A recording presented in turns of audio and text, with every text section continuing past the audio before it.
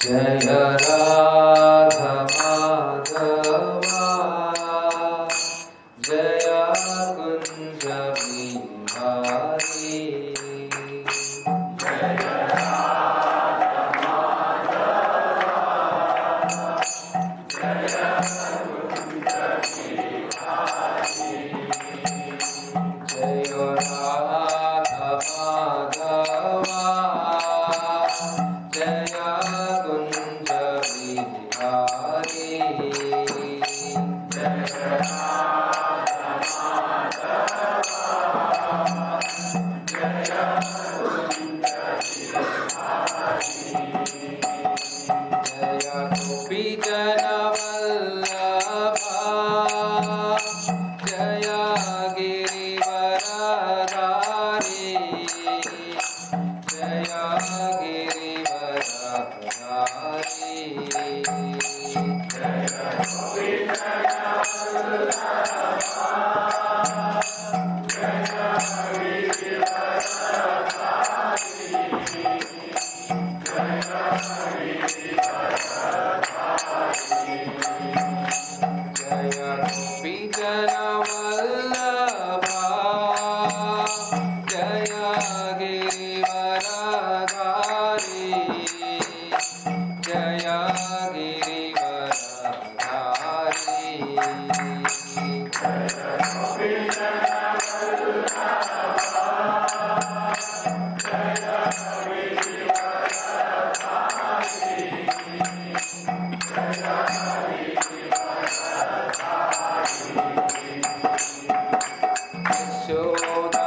Yashodanandana Vraja Janarandana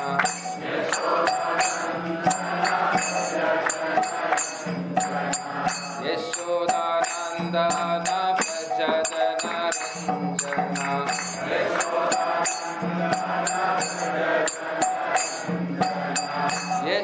Yashodanandana Vraja Janarandana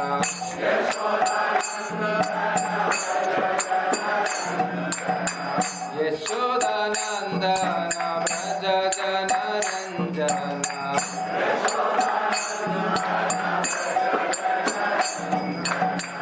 Yamuna Tira Vanachari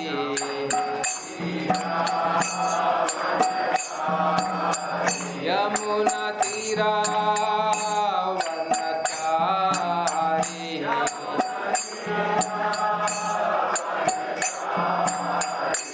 Jaya Radha Madhava Jaya Kunja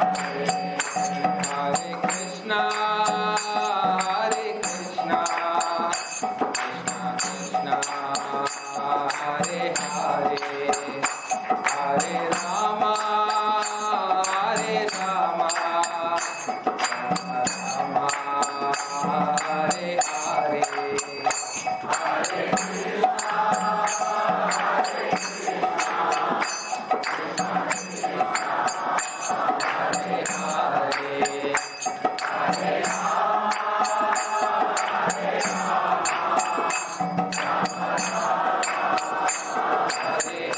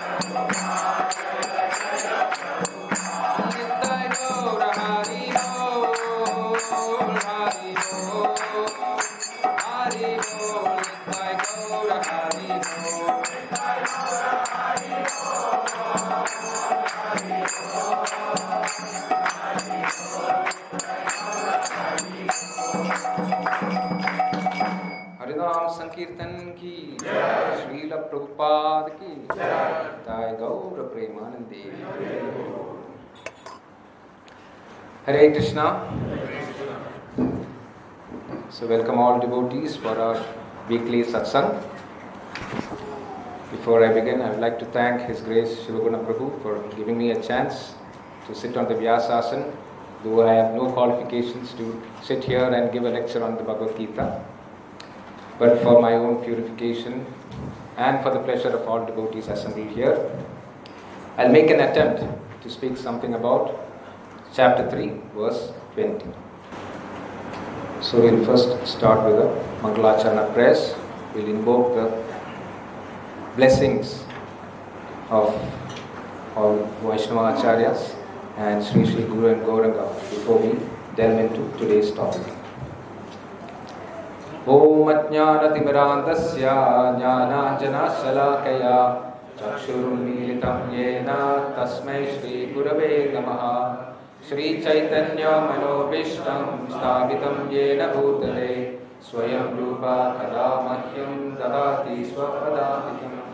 Vandeham Shri Guru Shri Yutapadakamalaam Shri Gurun Vaishnavamscha Shri Rupam Sagrajatam Sahagana Raghunathanvitam Tam Sajivam Sarvedam Savadutam Harijana Saitam Krishna Chaitanya Devam Shri Radha Krishna Padan Sahagana Dalita Shri Vishakhanvitamscha Hey Krishna Karuna Sindhu Deenabandho Jagatpate Gopesha Gopika Kanta Radha Kanta Namostude Tapta Kanchana Gaurangi Radhe Vrindavaneshwari Rishabhanusute Devi Pranamami Hari Priye Vancha Kalpadarubhyascha Kripa Sindhubhye Vacha Padhitanam Pavanebhyo Vaishnavebhyo Namo Namaha Namo Vishnupadaya Krishna Prasthaya Bhutale Srimate Bhakti Vedanta Swaminiti Namine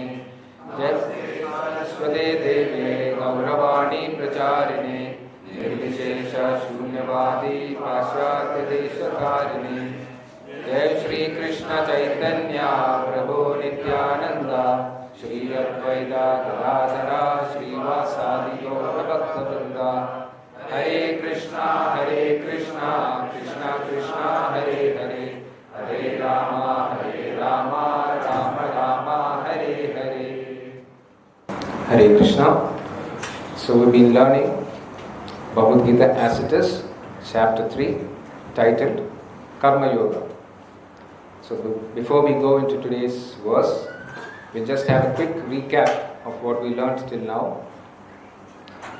So in the previous chapter, the second chapter, Krishna said, especially towards the end of the chapter, specifically in verse 49 of chapter 2, Krishna said, Durena Hyavaram Karma Buddhi Yoga Dhananjaya.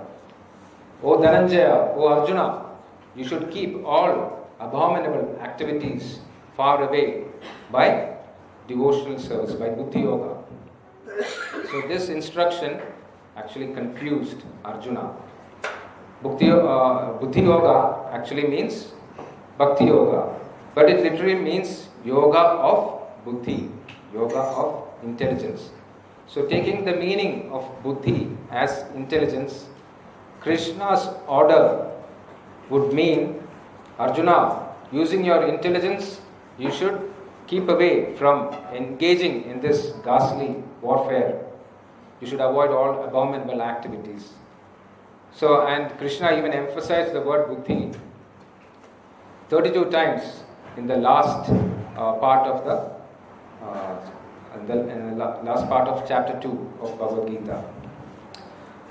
So Arjuna concluded that by renouncing fighting, he can thus keep away from this abominable activity of killing his kinsmen.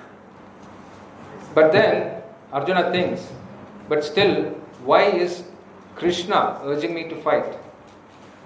He says that you should use buddhi, and then he says that you should do your duty. So Arjuna was naturally confused.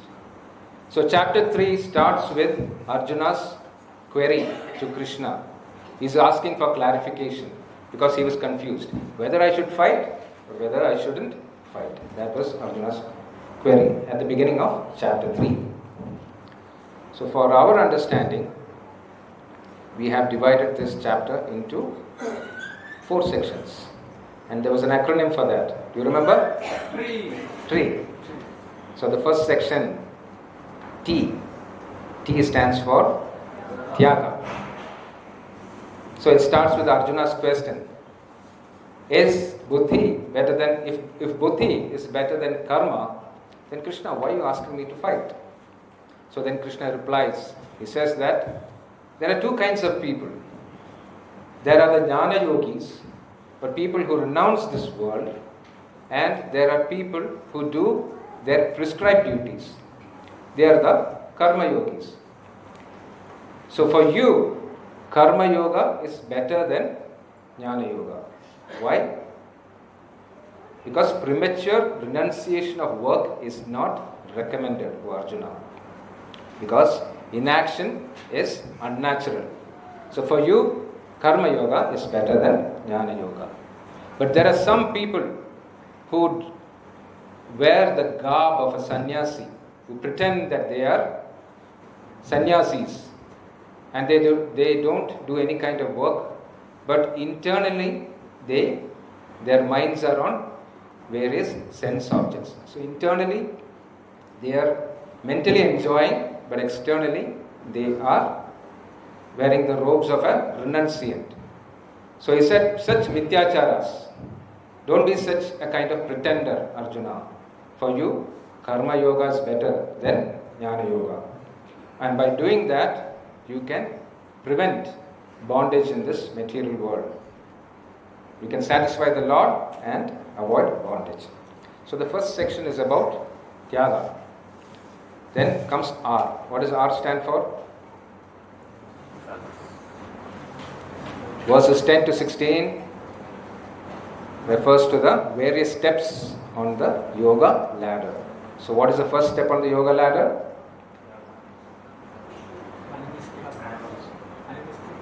The first step on the yoga ladder. Karma yoga. Below karma yoga comes the karma kanda section of the Vedas, and below that comes materialistic life, or a life of animalistic propensities.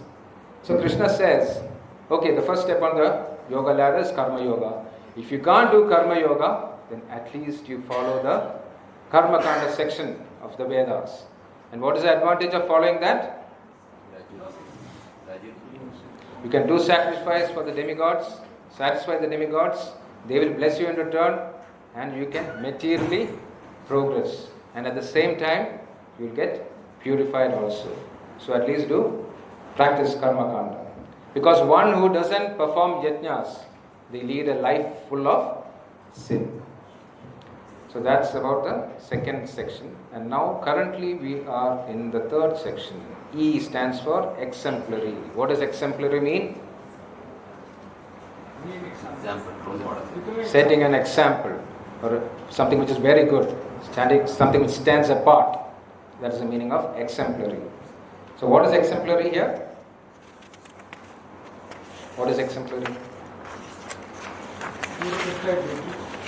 Karma yoga.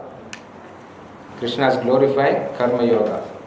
He says that you should perform karma yoga, and even if you are self-realized, you should still, as an obligation, you should do it. You should do your prescribed duties without attachment. So currently we are in this section, and the last section also stands for E, which is enemy of the soul. And the enemy of the soul is kama, lust, which we shall learn later. So these are the 4 sections of chapter 3. So this is the acronym to remember this. Tyaga, rungs, exemplary, and enemy of the soul. So with that, let us move into today's verse, that is 3.20. So please repeat after me. Karmaneva hi samsiddhim astita janakadayah loga sangrahamevapi sampashyan kartumarhasi.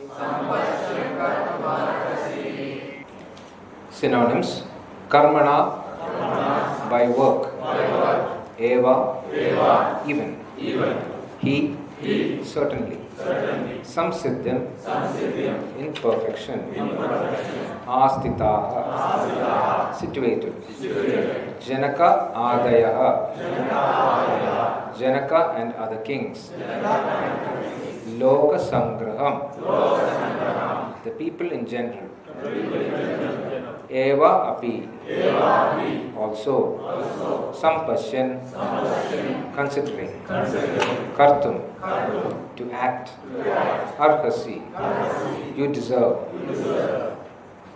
Translation and purport. His Divine Grace, A.C. Bhaktivedanta Swami Srila Prabhupada. Srila Prabhupada ki jai. Translation.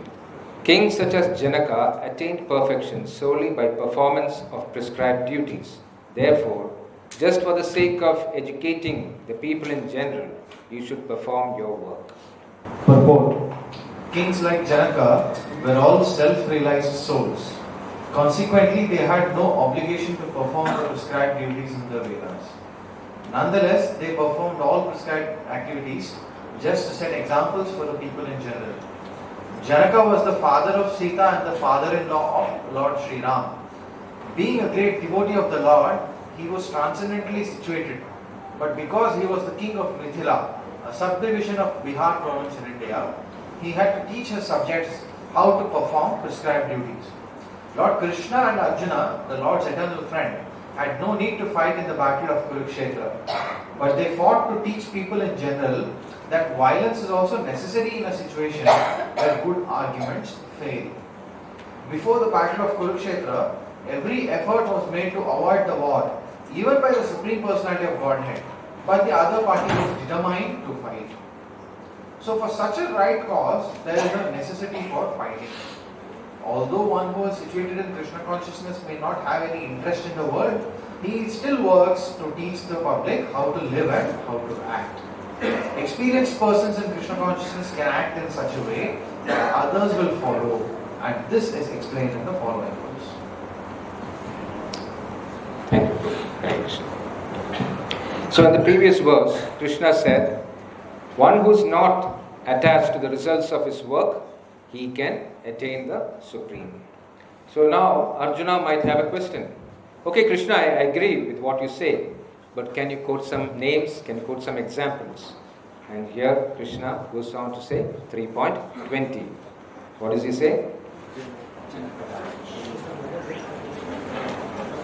Janaka Adayaha. He says, O Arjuna, Janaka and other kings, what happened to them? Some Siddhim, they attained perfection. And how? How did they attain perfection? Karmaneva, by doing their prescribed duties. Then Arjuna might have another question. Okay, they did their prescribed duties, but what am I supposed to do? And Krishna further goes on to say, Loga Sangraham Evapi, for the sake of the people in general,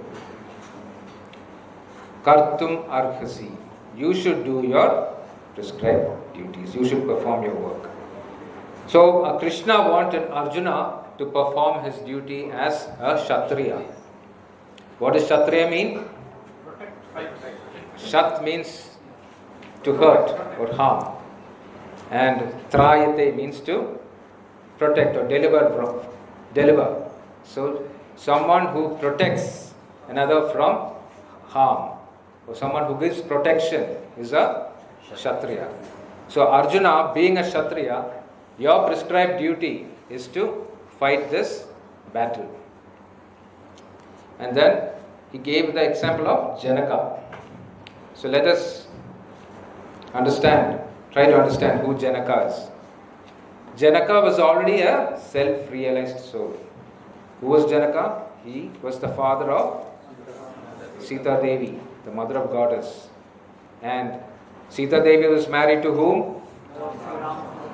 To the Supreme Personality of Godhead. So just imagine, he was the father-in-law of the Supreme Personality of Godhead. So Janaka Maharaj was already a self-realized soul, but still he performed his prescribed duties. Why did he do that? He wanted to set an example. So in the last class, as Shivagana Prabhu taught us, Janaka Maharaj was one of the Mahajanas. In Srimad Bhagavatam, in 6.3.20, he is mentioned as one of the Mahajanas. So Mahajanas are the delegated agents of the Lord, and their duty is to bring people to the path of self-realization. Their duty is to teach people what is the purpose of life and how to connect to God. That is the duty of Mahajans. So Janaka Maharaj was one of the 12 Mahajanas, which is explained in Srimad Bhagavatam. And who are the 12 Mahajanas? Swayambur Narada Shambhu Kumara Kapilo Manu Prahlada Janako Bhishmo Balir Vayasakir Vayam. So who are they? Brahma, Narada, Shambhu, the 4 Kumaras, Kapila, Swayambhuva Manu, Prahlad Maharaj, Janaka Maharaj, Bhishma Dev, Bali Maharaj, Vyasakir. Vyasakir means son of Vyasa. Who's that? Shukadeva Goswami. And Vayam refers to Yamaraj. Yamaraj is actually saying this shloka. So Janaka Maharaj was such a great personality, but still he performed his prescribed duty, and that was for what? To set an example to the people in general and to teach his subjects how to perform their prescribed duties. So that is why the kings of the bygone ages, they were referred or called as Raja Rishis. They were saintly kings. They were not just ordinary kings. They were Raja Rishis. Why were they referred to as Raja Rishis? Because they considered their citizens as their own children. They took good care of them. They took care of their material needs, they also took care of their spiritual needs. So it is the duty, just like how what is the duty of a father? Is to take care of his kids, right? Take care of his family. And not just give them material education. It is the obligatory duty of a father to bring his child in the proper consciousness. The purpose of life should be taught to him. Otherwise, Shastra says that you don't have any right to beget children. Just like cats and dogs, if you keep on begetting children, it is of no use. So you should teach your children what is the purpose of life, who are you, who God is, and how to connect to that God. That is the real purpose of life. So first we should know who we are. And that is why we are learning Bhagavad-gita. Bhagavad-gita is the principal book of transcendental knowledge. All the information of the Vedas is given in a concise form in Bhagavad-gita. So just by studying one book, you can make your life perfect. So if the citizens simply lead a life of cats and dogs, or in other words, if they simply lead an animalistic life, then their future is doomed, as well as the ruler's future is also bleak. That's also doomed. But unfortunately, in today's world, none of the politicians or rulers are aware of Shastric knowledge. They are completely ignorant. And the most dreadful disease on earth is, today we read in Namamrita. What is the dreaded disease on earth currently? COVID? Spiritual disease. Ignorance. Lack of spiritual education. So every disease has a symptom. Suppose you have a respiratory infection, you will have certain symptoms. You will have low-grade fever, you might have cough, you might have productive sputum. So like that, there will be certain symptoms for a disease. So if you have this disease called ignorance, what are the symptoms of that?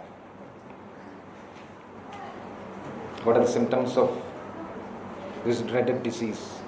Ignorance. It's like our biography. You have 6 symptoms.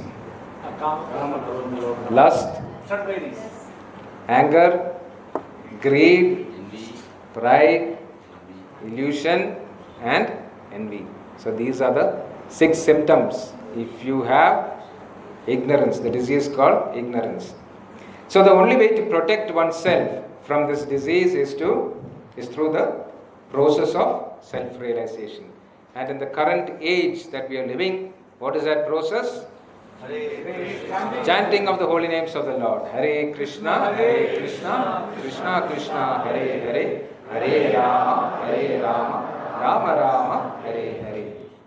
And when you have a disease, the doctor will advise that certain activities you have to avoid.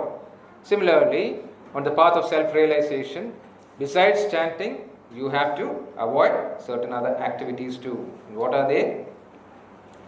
You have to avoid these 4 activities. No intoxication, no gambling, no meat eating, and no illicit relationships.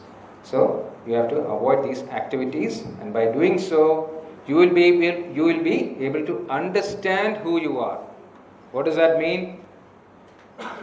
To understand oneself means, suppose someone asks you, who are you? What would you say? I am so and so, I work in such and such a company, and this is my designation. Why we say so? Because we relate everything with our body. But Shastra says that we are not merely this body. We are something beyond this body. What is that? We are spiritual in nature. We are spirit souls. We are part and parcel of the Lord. So that is our position. So now theoretically we can understand that we are spirit souls. But yet we are yet to realize that we are spirit souls. So in order to understand that we are spirit souls, we have to take up the process of what? Devotional. We have to take up the process of chanting. By chanting the holy names repeatedly, you will be able to gradually understand that you are not this body, you are a spirit soul. But as I mentioned earlier, today's rulers, they don't have any information of this knowledge. They also suffer from the disease of ignorance, and therefore their followers also blindly follow them. No matter how nonsensical their actions are, their followers simply follow them. So Srila Prabhupada once gave the story of a monkey. Once upon a time there was a carpenter who was busy trying to cut a huge piece of log into two. So he was using the saw and he was working all day trying to cut this log into two pieces. So by afternoon he had not finished his work. So he thought of taking a break, but he had almost gone halfway through of cutting this huge piece of log. So what did he do? He kept a block of wood in between these two pieces, and he took a break. So his activities were being observed by one monkey on a nearby tree. And as soon as the carpenter left the place, as you know how monkeys are, they never can remain still. Immediately, he came down and he started to investigate the whole place. And he saw this interesting piece of block of wood in between this cut portion of the log. And with his legs apart, but with his tail in that space of log, what did he do? He tried to lift this block of wood which is kept as a wedge. And the moment he took it out, what happened? This log snapped shut. And what happened to his tail? He got trapped. In fact, he lost his tail. So now the monkey started wondering, if I go back to my friends without a tail, they are going to make fun of me. So he came up with a plan. He went to his friends and he said that this is the new fashion. Walking without a tail. This is the new fashion. And they all believed it. So this is the state of today's world. Whatever nonsensical activities the head of the nation or of the state, they do, all their followers will simply emulate. So the blind leading the blind. That is the state of today's affairs. But as I mentioned earlier, the rulers, they don't have any information of this. The politicians don't know about this. And everyone is after this coveted position of grabbing the throne or that topmost position. And they will try to reach that position by hook or by crook. And once they reach there, they will exploit the public, they will cheat the public, they will loot them, they will do all kinds of activities. But these ignorant, low-class politicians don't know one thing. It is mentioned in Manu Samhita as well as in the Uttarakanda Ramayana that 1/6 of the karma of the whole nation they have to bear. Just imagine, 1/6 of the entire nation they have to bear. As individual souls, we can't even bear our own karma. We are suffering so much. Then just imagine if you have to bear the karma of the entire nation. 1/6 of their karma you have to take. Even if they perform pious activities or sinful activities, you will have to bear the reactions of that. So think twice. If you have any political aspirations, think twice before taking up that post. Because it's a very responsible post that you are taking up. Because you have to lead the nation, and leading the nation or state is no joke. But unfortunately, today's rulers, they don't have this information, and they just covet that position and they exploit the people. So this is a very risky situation. And so without proper spiritual knowledge, if one rules or governs a state or country, then his future will be very bleak. He has a very dark future ahead. So human life is very precious. What is the purpose of human life? To earn a good job, have a nice family, eat, drink and be merry. Is that the purpose of life?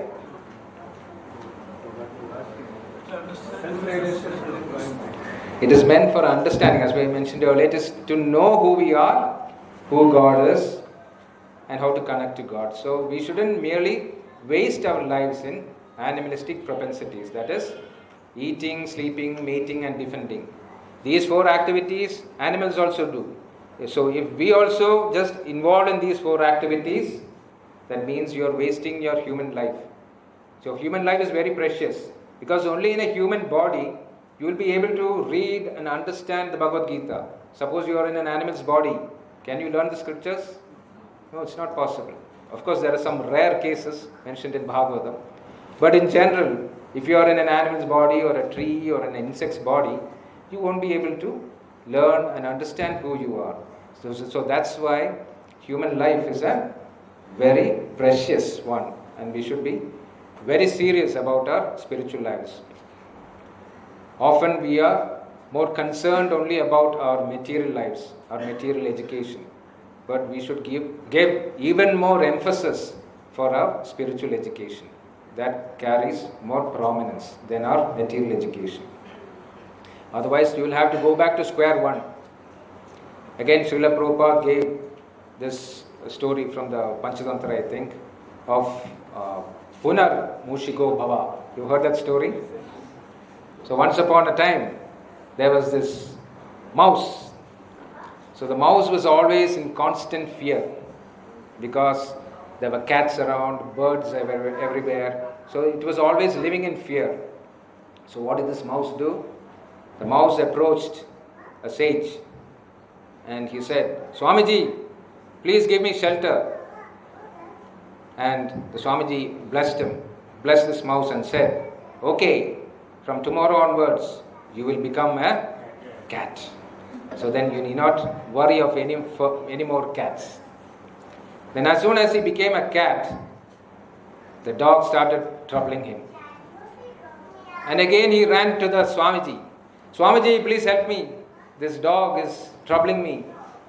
So he said, "Okay, don't worry. From tomorrow onwards, I'm going to turn you into a dog." And then as soon as he turned into a dog, then a wild cat, a tomcat, a male cat, started troubling this dog. And again he ran to the Swamiji and he said, "Swamiji, please help me." And Swamiji was so considerate that he turned him into something even bigger than a cat. What was that? Tiger. And as soon as he turned into a tiger, this mouse showed his true colors. What did he do? He thought of eating up the sannyasi, this Swami. He thought, a nice tasty meal is right in front of me. How about eating this Swami for today's lunch? So the Swami got angry and he said, "Punar Mushiko Bhava." He cursed him.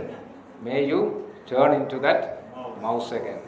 So similarly, if we waste our human lives, this is what is going to happen to us. We'll come back to square one. So our next life might be either an animal, could be a tree or an insect, can be anything.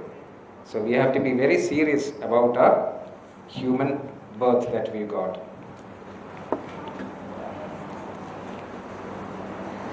So here in this verse, Janaka Maharaj, Krishna quotes him that he was a Mahajan, and for him there was no need to do his prescribed duties because he was already self-realized. But just for the sake of his citizens, he set an example.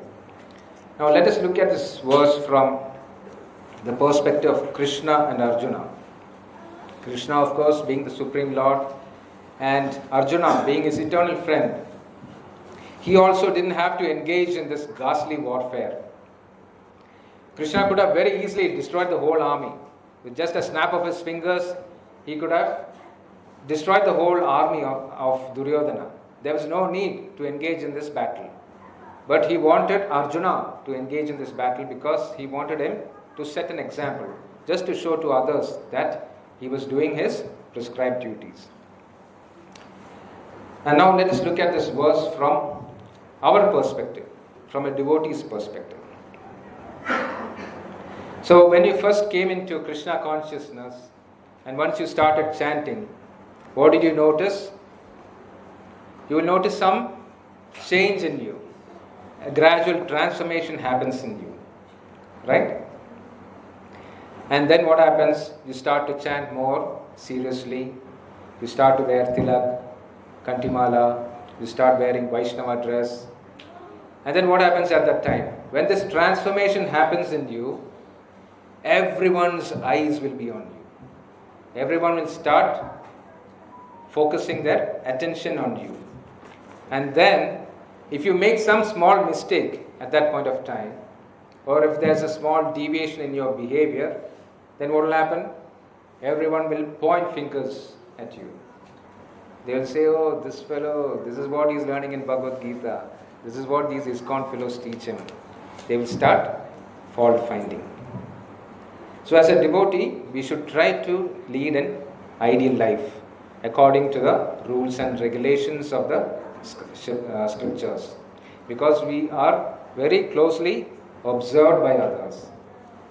And once they see this positive change in ourselves, what does it do to them? It inspires them. They would also think that this fellow in his previous he was such a wastrel. And now he has become so sober. There's a lot of positive change in him. And they will ask, how did this change come upon you? And then that's a time where we preach to them. We can tell them that how I came into Krishna consciousness and how it transformed my lives. So it gives you a chance to speak about Krishna and his devotees. So very often people ask, how to preach? And what's the answer? By setting an example. By setting an example. That is the best way to preach. Because by seeing you, others become inspired to take up Krishna consciousness. And they start chanting. And when they start, their lives get transformed. And when their lives are transformed, the people who associate with them, they also start to take up chanting. And they also get transformed. And this goes on like a chain reaction. So as devotees, we have this great responsibility on our shoulders. And what is that? We have to set an ideal example. So if that's not possible, at least we should remind ourselves that we are representing whom? We are representing Krishna. We are representing Srila Prabhupada. So we should, as far as possible, try to lead an ideal lives. Because if our behavior is not correct, if we are setting the wrong example, then even people who are interested in Krishna consciousness, what will happen to them? They will drift apart. They will go away. So setting an example is the best way to preach, because it will transform the hearts of people around you. And when they get transformed, those around them will also get transformed. And this will lead to a happy and peaceful situation. A world where everyone can live. Currently, this is a world in which we are existing. So to make it a place where we can live, we have to create this transformation in ourselves. So the change should start from where? From ourselves first. When we transform, then others will be inspired to take up this process. And how to set the right example, that will be explained in the next verse that we learn next week. So thank you for your patient hearing. Hare Krishna, Krishna Krishna, Hare Hare, Hare Ram, Ram